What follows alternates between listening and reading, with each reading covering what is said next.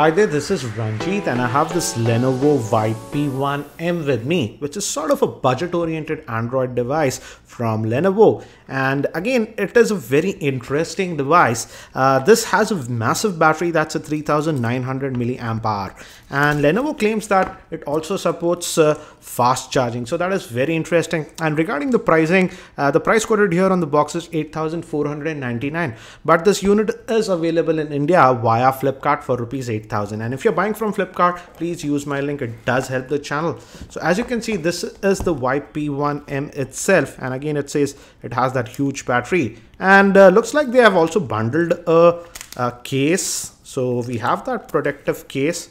So this is interesting. So this is the device, but we do get this case for free. That's nice. We also do get a screen guard. So that is there. Let's also look what else do we get in the box. I want to actually see if the charger is a fast charger, because these days we see that many devices support fast charging, but the charger is not a fast charger. It's Lenovo warranty and some other papers stuff. And we also get a quick start guide, which is in color, gives you basic idea about the device, where are the ports and stuff. And again, it's a dual SIM device. The back opens. I'll show you all those things later on. And regarding the accessory, this is the USB to micro USB cable. We also get a headset, but quality looks very average. As you can see, it's really plasticky in nature. And we have a button to take or end calls and also a microphone, but the plastic quality looks really very I would say cheap, but nevertheless we are getting it. And this is the charger. This is what I want to actually look at it.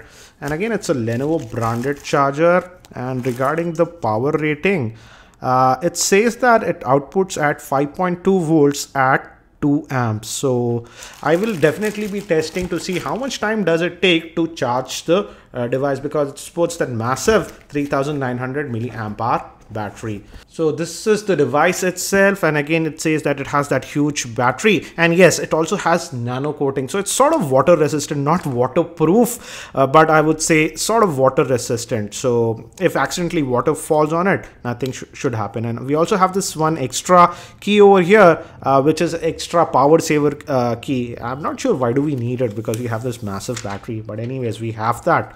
And the rear facing camera is a 8 megapixel shooter with LED flash, and we also have a secondary microphone over here. And the USB port is on the top. This is the 3.5mm headphone jack, and this looks like it's metal, but it feels like it's just plastic. We have the power button over here and the power on off button. And on the bottom we have speakers. We have to see if it's dual firing speakers. We'll check that. And this is the special power key that we have. So the back cover can be opened. We have an indent over here. So let's just pop that open. And I believe it accepts micro SIM. And again, it's a dual SIM, and we can also add a micro SD card up to 32 gigabytes. The built-in storage is 16 gigabytes, and it says do not remove the battery. So that is interesting. So if we remove this, we can technically take out the battery, but it says do not remove. So I guess if we remove it, the warranty would be void. So let's just put this back and let's try to actually power it on. And by the time it boots, let me give you a configuration overview. And this Vibe P1 is powered by a MediaTek octa-core processor that is clocked at 1 GHz. It has the Mali T720 GPU, 2 GB of RAM, 16 GB of internal storage, micro SD card support. Moving to the screen, it sports a 5-inch 720p screen with a PPI of 294. It also has FM radio support, a 3900 milliamp hour battery. Moving towards the camera, the rear facing camera is an 8 megapixel shooter with LED flash, and the front facing camera is a 5 megapixel shooter. So I have just set up the device, and as you can see, it runs on the custom Lenovo UI. So we don't get an app tray like many of the other Lenovo devices. So these are the quick shortcuts and the toggles that you get, and we have auto brightness sensor. So that's nice to see. Let's look at the other settings. And out of the box, it runs on Android Lollipop. And if we go to device info, as you can see, it's running on the Android version 5.1. Which is Android Lollipop. So we get Lollipop out of the box. Again, these touch type capacitive buttons looks like they are not backlit, but whenever you touch them, they give you haptic feedback. And again, it talks about the processor, and as you can see, it has 2 gigabytes of RAM and 16 gigabytes of internal storage. So let's just go back and look at the storage that we actually get out of the box.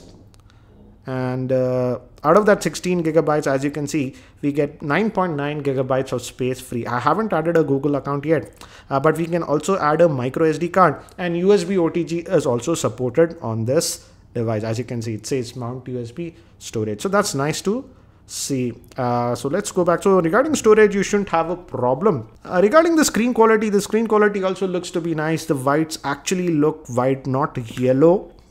And in terms of viewing angles also, it is good, I would say. So the screen quality looks to be nice.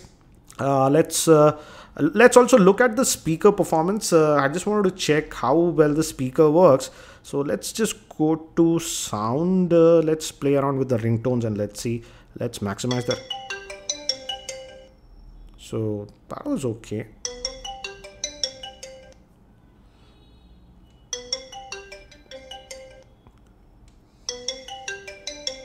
So looks like the speaker is only on this end. Let me just try to change the, what do you say, ringtone. And again, we have options for SIM 1 and SIM 2, as you can see.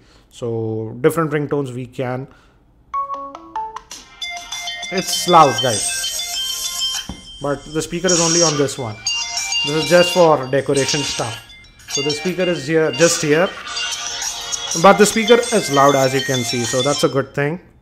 And let's just go back, and these are the Google stuff, and we have a little bit of bloatware that is actually pre-installed. I'll check if this bloatware can be uninstalled in my full review. I'll check that.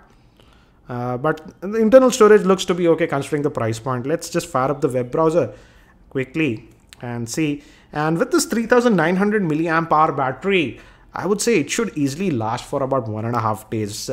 And this is the stock Android keyboard that we see. So nice to see they didn't try to customize that. And we get haptic feedback whenever you click anything. So let's try to go to the desktop version. So as you can see, it loaded that fast. And pinch to zoom seems to be fine. These days, most of the phones are good at web browsing, so I'm not surprised. But looks like you'll have a decent experience in terms of web browsing. Also, in terms of looks, I would say it looks really interesting. And let's try to actually toggle this switch. They say this is ultra power saving, something like that. Let's try to... so as you can see, it goes in this basic black and white mode. So we have just some basic stuff like the phone dialer you can use in this basic mode, and contacts and calculator. And basic SMS is there. So if you're low on power, you can use this toggle, but I doubt you'll really need it considering that it has a 3900 milliamp hour battery. Let's also quickly just look at the camera. The rear facing camera is supposed to be 8 megapixel shooter. Oops, no thanks, no location. And let me bring these objects nearby to give you an idea. And let's just take, so we have the tap to focus, and do notice guys, it's when it's focusing, it does make that noise. So looks like it has a lot of so we have just the basic modes, normal, panorama and FX. And if we go to settings, again, the basic, I would say, settings. In terms of video quality, that is surprising. It only records up to 720p. I expected that it would do 1080p, but looks like the max video recording is just 720p, not 1080p. And you can change the pictures and stuff. I'll again actually test the camera. I'll talk about the camera in my full review, but let's quickly look at the snaps that we took just now. And the snaps actually came out to be good, but again, this is in decent lighting condition. This came a little bit blurred, This is again fine. So I will test the cameras a lot more in my full review.